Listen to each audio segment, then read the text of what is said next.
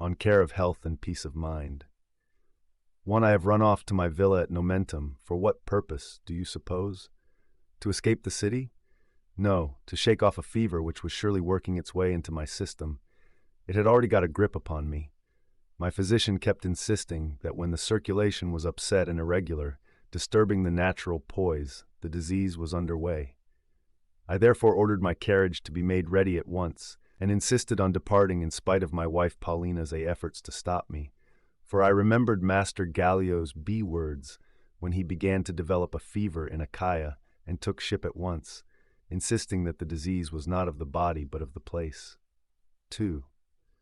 That is what I remarked to my dear Paulina, who always urges me to take care of my health.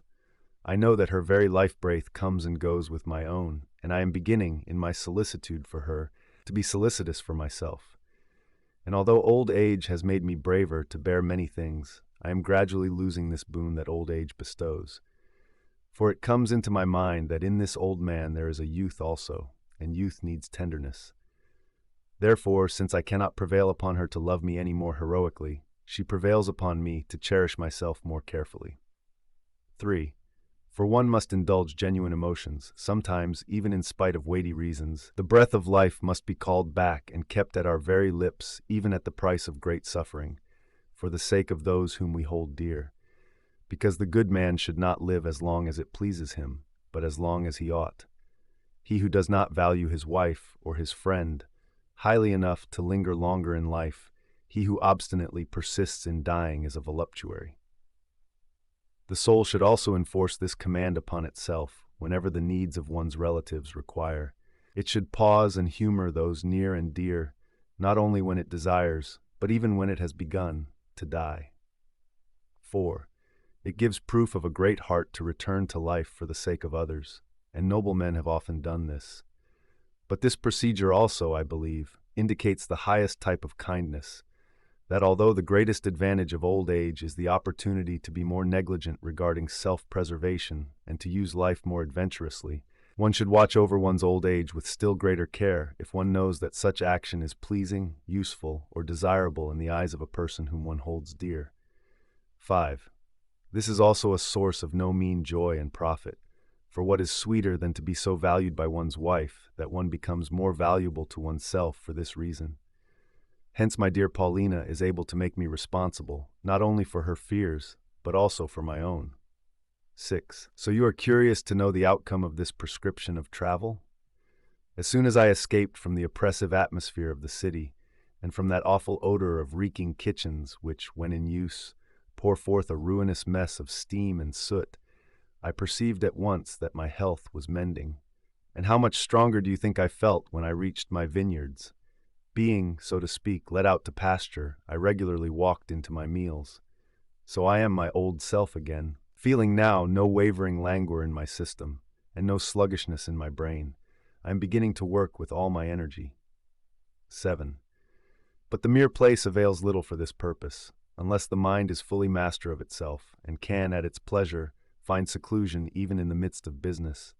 The man, however, who is always selecting resorts and hunting for leisure, will find something to distract his mind in every place. Socrates is reported to have replied, when a certain person complained of having received no benefit from his travels, "It serves you right. You traveled in your own company."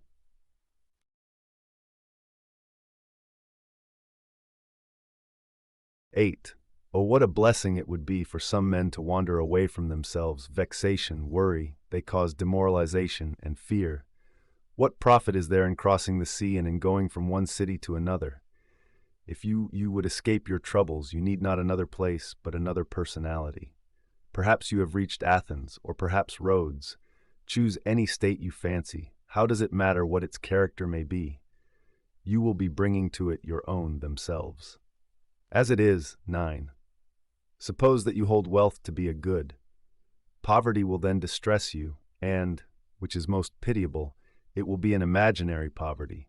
For you may be rich, and nevertheless, because your neighbor is richer, you suppose yourself to be poor exactly by the same amount in which you fall short of your neighbor.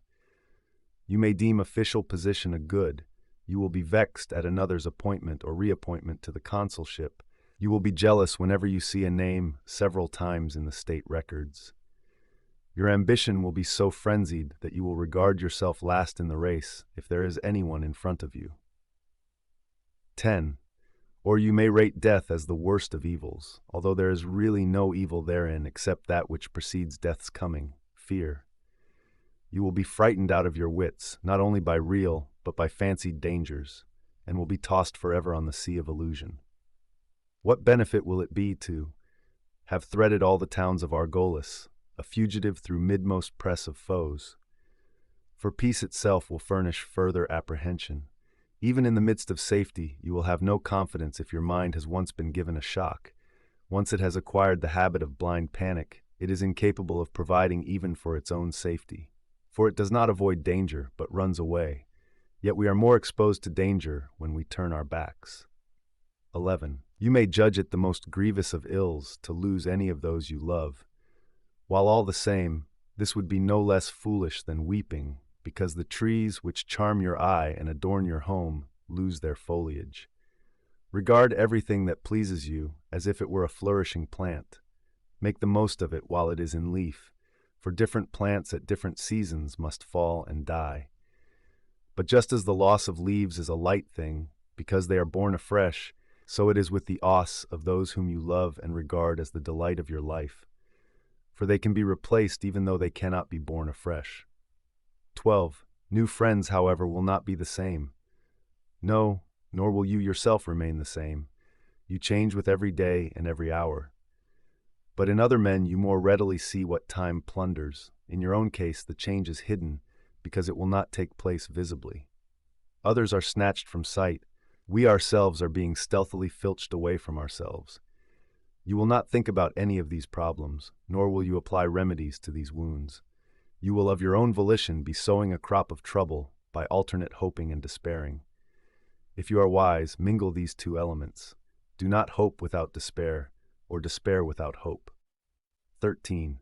What benefit has travel of itself ever been able to give anyone? No restraint upon pleasure, no bridling of desire, no checking of bad temper, no crushing of the wild assaults of passion, no opportunity to rid the soul of evil. Traveling cannot give us judgment or shake off our errors.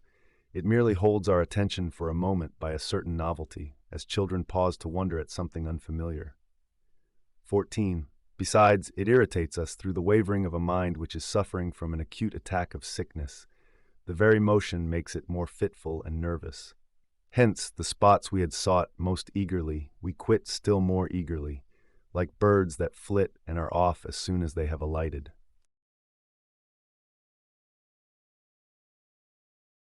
15. What travel will give is familiarity with other nations. It will reveal to you mountains of strange shape, or unfamiliar tracts of plain, or valleys that are watered by ever-flowing springs, or the characteristics of some river that comes to our attention.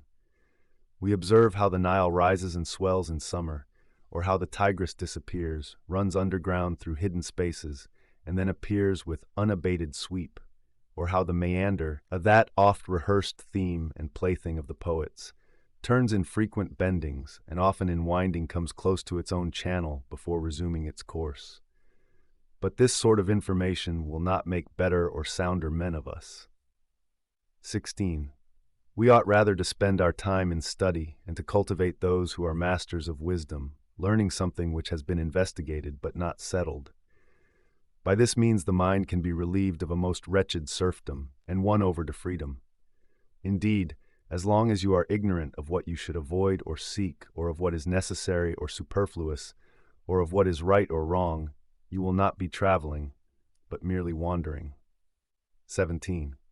There will be no benefit to you in this hurrying to and fro, for you are traveling with your emotions and are followed by your afflictions.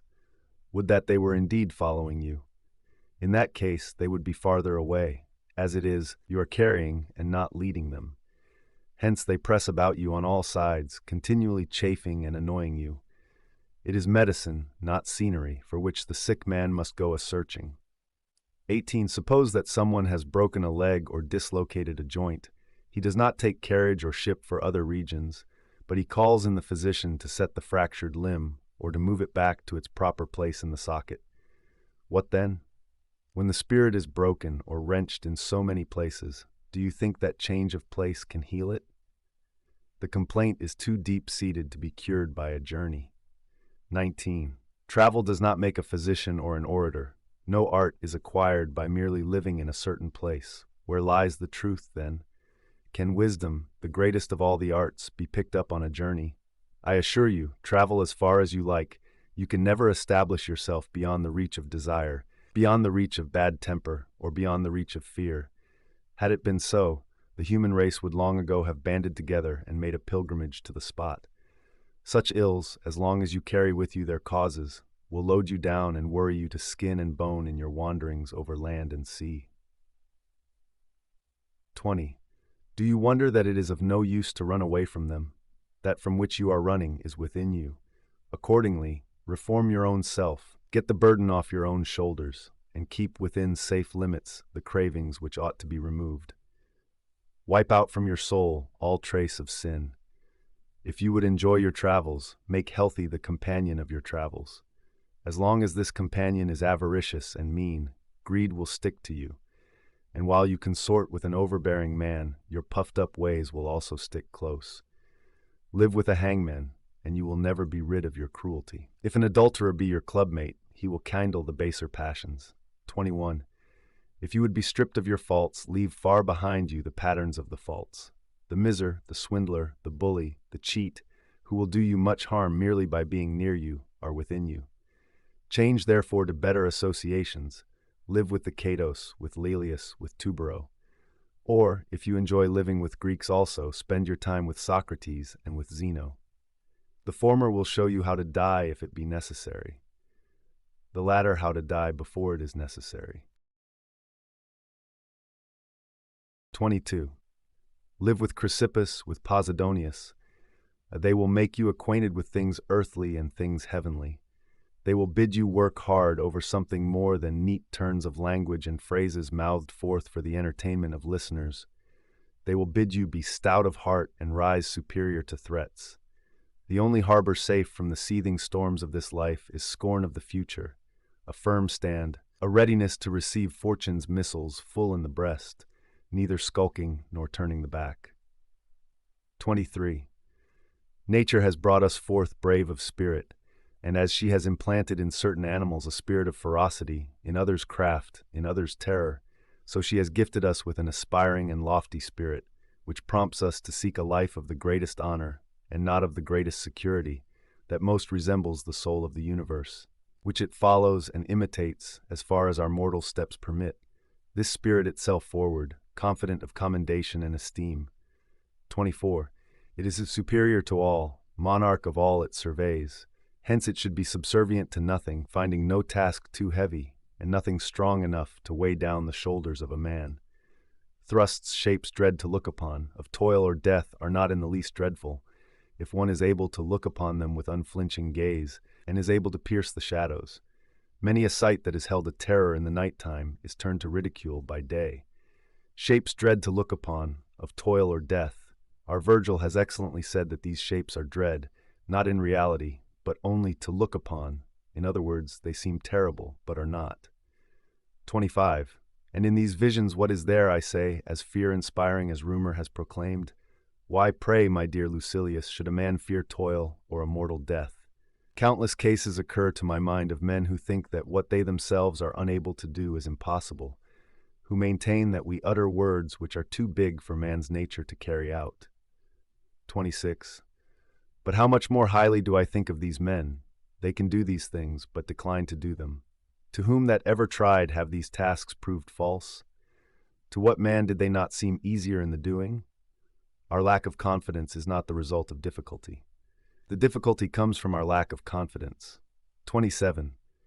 If, however, you desire a pattern, take Socrates, a long-suffering old man, who was sea-tossed amid every hardship, and yet was unconquered both by poverty, which his troubles at home made more burdensome, and by toil, including the drudgery of military service.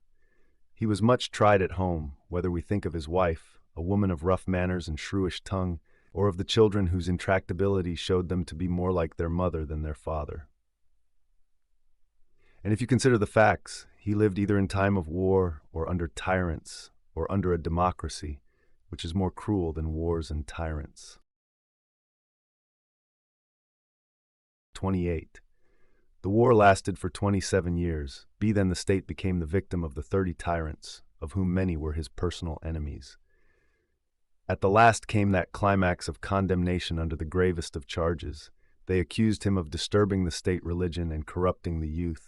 For they declared that he had influenced the youth to defy the gods, to defy the council, and to defy the state in general. Next came the prison and the cup of poison. But all these measures changed the soul of Socrates so little that they did not even change his features. What wonderful and rare distinction! He maintained this attitude up to the very end, and no man ever saw Socrates too much elated or too much depressed. Amid all the disturbance of fortune, he was undisturbed. 29. Do you desire another case? Take that of the younger Marcus Cato, with whom fortune dealt in a more hostile and more persistent fashion. But he withstood her on all occasions, and in his last moments, at the point of death, showed that a brave man can live in spite of fortune, can die in spite of her. His whole life was passed either in civil warfare or under a political regime which was soon to breed civil war. And you may say that he, just as much as Socrates, declared allegiance to liberty in the midst of slavery, unless perchance you think that Pompey, Caesar, and Crassus were the allies of liberty. 30. No one ever saw Cato change, no matter how often the state changed. He kept himself the same in all circumstances, in the praetorship, in defeat, under accusation, in his province, on the platform, in the army, in death. Furthermore, when the Republic was in a crisis of terror, when Caesar was on one side with 10 embattled legions at his call, aided by so many foreign nations, and when Pompey was on the other, satisfied to stand alone against all comers, and when the citizens were leaning towards either Caesar or Pompey, Cato alone established a definite party for the Republic. 31. If you would obtain a mental picture of that period, you may imagine on one side the people and the whole proletariat eager for revolution, on the other the senators and knights, the chosen and honored men of the Commonwealth, and there were left between them but these two, the Republic and Cato. I tell you, you will marvel when you see Atreus' son and Priam and Achilles wroth at both. Like Achilles, he scorns and disarms each faction. 32. And this is the vote which he casts concerning them both. If Caesar wins, I slay myself. If Pompey, I go into exile. What was there for a man to fear who, whether in defeat or in victory, had assigned to himself a doom which might have been assigned to him by his enemies in their utmost rage? So he died by his own decision. 33. You see that man can endure toil. Cato, on foot, led an army through African deserts. You see that thirst can be endured. He marched over sun-baked hills, dragging the remains of a beaten army and with no train of supplies, undergoing lack of water and wearing a heavy suit of armor, always the last to drink of the few springs which they chanced to find. You see that honor, and dishonor too, can be despised, for they report that on the very day when Cato was defeated at the elections, he played a game of ball. You see also that man can be free from fear of those above him in rank, for Cato attacked Caesar and Pompey simultaneously, at a time when none dared fall foul of the one without endeavoring to oblige the other. You see that death can be scorned as well as exile. Cato inflicted exile upon himself, and finally death, and war all the while. 34. And so, if only we are willing to withdraw our necks from the yoke, we can keep as stout a heart against such terrors as these. But first and foremost, we must reject pleasures. They render us weak and womanish. They make great demands upon us, and moreover, cause us to make great demands upon fortune. Second, we must spurn wealth. Wealth is the diploma of slavery. Abandon gold and silver, and whatever else is a burden upon our richly furnished homes. Liberty cannot be gained for nothing. If you set a high value on liberty, you must set a low value on everything else. Farewell.